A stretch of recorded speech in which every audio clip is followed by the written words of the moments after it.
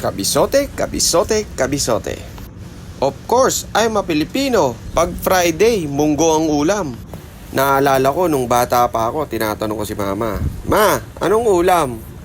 Biyernes ngayon anak, kaya alam mo na kung anong ulam natin. Friday is munggo day. Kaya eto lulutuin natin ngayon. Sangkotsahin muna natin yung kasim na baboy. Lagyan mo na rin ng asin at paminta para may timpla na. Katapos, itabi mo lang, mag-isa ka na ng mga aromatics, bawang, sibuyas at kamatis, timpla ng patis, paminta ulit. Sabay mo na yung hibe tsaka tinapa hanggang sa maging ganyan ang itsura niya, kabisote. Sa isang kawali, may pinakuluan na ako ng munggo. Yung lerot-lerot na yung munggo, saka mo'y halo dun sa ginisa natin. Sadya namang napakainam ng munggo natin, mga kabisote. Ang bango at ang linamnam. Yung lasang-lasa mo yung tinapa na nag-blend na doon sa munggo natin. Ang tip ko sa inyo, kabisote, huwag mong titipirin sa sahog ang munggo. Para pati ang mga bata, siguradong ganado.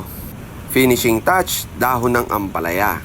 Ternuhan mo ng pritong galunggong, pritong baboy, at kahit ano pa, ikaw nang bahala, kabisote. Paki-follow, like, and share mo na rin ang video nito. At paki-comment na rin kung taga-saan ka. At eto na nga. Oh, ano pang hinihintay mo, kabisote? Tara, kakain na!